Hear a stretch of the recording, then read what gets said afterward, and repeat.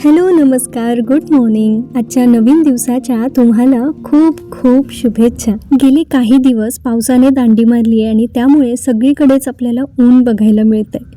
Morning वॉकवरून आल्यानंतर स्वतःसाठी आधी 10 मिनटं दिली आणि त्यानंतर मुलांचे डबे करायला घेतले. आज होती बटाट्याची भाजी आणि मिक्स डाळींचे आप्पे. त्यानंतर देवपूजेची सगळी भांडी लख्ख करून घेतली आणि मग मला एक एक्स्ट्रा काम आज करायचं होतं, ते म्हणजे उंबरठ्याचं लेपन. आता त्यासाठी मी इथे वापरते हळद, थोडीशी चंदन पावडर, त्यासोबत गंगाजल आणि गुलाबजल. हे सगळं एकत्र करून घ्यायचं आणि त्याचं लेपन करता येईल एवढं जास्त पातळही नको आणि जास्त घट्टही नको असं एक लेपन बनवून घ्यायचं. लेपन तयार झाल्यानंतर उंबरठा धुवून स्वच्छ पुसून घ्यायचा आणि त्यानंतर त्यावर एकसारखं लेपन करून घ्यायचं. हळदीच्या लेपनामुळे आपल्या घरात एक पॉझिटिव्ह एनर्जी राहते, निगेटिव्ह एनर्जी, निगेटिव्ह वाईब्स घरात येत नाही आणि आपल्यालाही छान प्रसन्न वाटतं. घराचा उंबरठा प्रसन्न असला ना की आपोआपच बाहेरून घरात येणाऱ्याला आणि घरात राहणाऱ्याला दोघांनाही छान फ्रेश वाटतं. त्यानंतर एक छोटीशी बॉर्डर रांगोळी मी माझ्या उंबरठ्याजवळ नेहमीच काढून घेत असते. अगदी थोडीशी जागा असेल ना दारासमोर आणि रोज रांगोळी काढायला जरी तुम्हाला जमत नसेल तरी उंबरठ्याभोवती अशी छोटीशी बॉर्डर रांगोळीसुद्धा अगदी छान दिसते. त्यानंतर देवपूजा करून घेतली, देवाला नैवेद्य दाखवला आणि मग दुपारच्या स्वयंपाकाची तयारी केली. मी गेले काही व्हिडिओमध्ये तुम्हाला जे सोनचाफ्याच्या कळ्या दाखवत होती ना, आज त्याला फायनली छानसं फूल आलेलं होतं. हे माझ्या या नवीन झाडाचं पहिलं फूल आहे आणि थोड्या वेळाने ते कोमेजून गेलं असतं म्हणून मला तसं होऊ द्यायचं नव्हतं, तर मी त्याला छानपैकी प्रिझर्व करायचं ठरवलं. जर तुमच्याही घरी सोनचाफा असेल ना तर ही ट्रिक नक्की वापरून बघा. एक काचेची बॉटल घ्यायची, तिला धुवून स्वच्छ करून घ्यायची आणि एक फ्रेश सोनचाफ्याचं फूल, एक किंवा तुमच्याकडे जेवढी असतील तेवढी. मला हे एक फूल कोमेजू द्यायचं नव्हतं म्हणून मी फक्त एकालाच प्रिझर्व करते.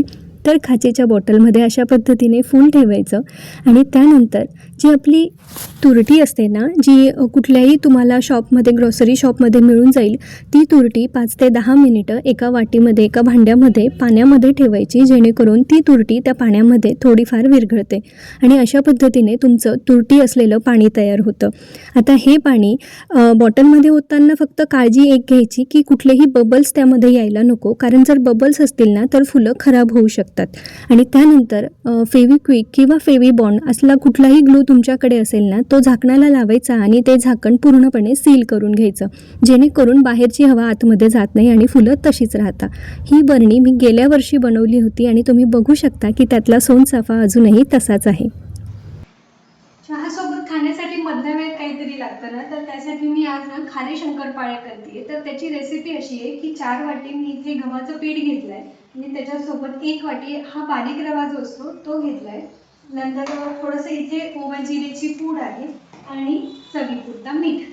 गव्हाचं पीठ, रवा, चवीपुरता मीठ आणि ओव्या जिऱ्याची पूड असं सगळं जे जिन्नस आहे ना ते एकत्र, हे पावडर फॉर्ममध्ये असतानाच एकत्र करून घ्यायचं, कारण ज्यानंतर आपण पाणी टाकतो ना तेव्हा ते मीठ कुठे जास्त कुठे कमी असं लागू शकतं. त्यामुळे हे जेव्हा कोरडे असतात ह्या सगळ्या गोष्टी, त्याच वेळेला त्या हाताने छानपैकी एकजीव करून घ्यायच्या आणि त्यानंतर कडकडीत असं गरम तेलाचं मोहन, जे 2 पळ्या आपल्या भाजीच्या पळ्या असतात ना, त्या 2 पळ्या तेल आपण त्या पिठामध्ये टाकायचं. ते गरम असतं त्यामुळे हाताळताना थोडी काळजी घ्यायची, अचानक मध्ये तेलात हात लावायचा नाही. तर आजूबाजूचं पीठ जे आहे ना ते एकत्र करायचं, त्या तेलावरून टाकायचं आणि त्यानंतर पाण्याने ते छानपैकी मळून घ्यायचं. एका बाजूला मी इथे शंकरपाळे तळण्यासाठी तेल गरम करायला ठेवलं आहे.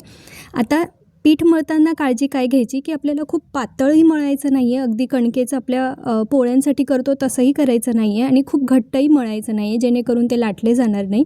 तर असं थोडंसं मीडियम कन्सिस्टन्सी असलेलं असं आपल्याला ते कणिक जे आहे शंकरपाळ्यांसाठी हे मळून घ्यायचं आहे. आता हे मळून झाल्यानंतर तुम्ही याला 10-15 मिनटं किंवा अर्ध्या तासासाठी असंच ठेवू पण शकता, म्हणजे त्यातला जो रवा आहे ना तो फुलतो आणि आपल्याला छान कन्सिस्टन्सीचं असं हे कणिक इथे मिळतं. त्यानंतर त्याचे छोटे छोटे गोळे करायचे आणि जास्त जाड नाही आणि जास्त पातळही नाही, असं एकसारख्या थिकनेसची इथे पोळी लाटून घ्यायची आणि त्यानंतर सुरीने तुम्हाला हव्या त्या शेपमध्ये तुम्ही शंकरपाळ्यांसारखा आकार देऊ शकता किंवा मुलांना आवडतात तसे फ्रेंच फ्राईजसारखा लांब लांब त्याचा आकार देऊ शकता. माझ्या मुलांना जरा लांब लांब फ्रेंच फ्राईजसारखा आकार आवडतो, त्यामुळे मी इथे काही जाड काही लांब असे मी इथे त्याचे काप करून घेतले. त्यानंतर आपला काट्याचा चमचा असतो ना, त्याच्याने त्याला थोडे टोचे करून घ्यायचे, म्हणजे ते छान कुरकुरीत आणि क्रिस्पी असे मस्त तळले जातात. इथे माझं तेल थोडं जास्त गरम झालं होतं, त्यामुळे मी गॅस बंद केला होता. आता मीडियम गॅसवर हे छानपैकी आपल्याला खुसखुशीत असे खरपूस होईपर्यंत तळून घ्यायचे. एक काळजी घ्या की खूप जास्त एका वेळेला टाकायचं नाही, नाहीतर ना तेल थंड होतं आणि मग ते असे कुरकुरीत नाही होत, ते नरमच राहतात. त्यामुळे थोड्या थोड्या बॅचेसमध्ये ते बनवून घ्या आणि तळून घ्या.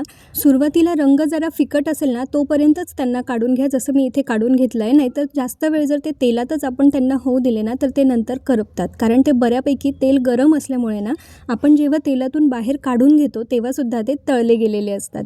तर इथे छानपैकी माझे कुरकुरीत असे शंकरपाळे बनवून झालेत. तर असा होता माझा आजचा दिवस. तुम्हाला कसा वाटला आजचा व्हिडिओ मला कमेंट करून नक्की सांगा आणि सबस्क्राईब केलं नसेल तर चॅनलला नक्की सबस्क्राईब करा, कारण याच्या पुढचा व्हिडिओ तुमच्यासाठी मोटिवेशनल असणार आहे. तेव्हा भेटूया पुन्हा छानशा पुढच्या व्हिडिओमध्ये. धन्यवाद. बाय.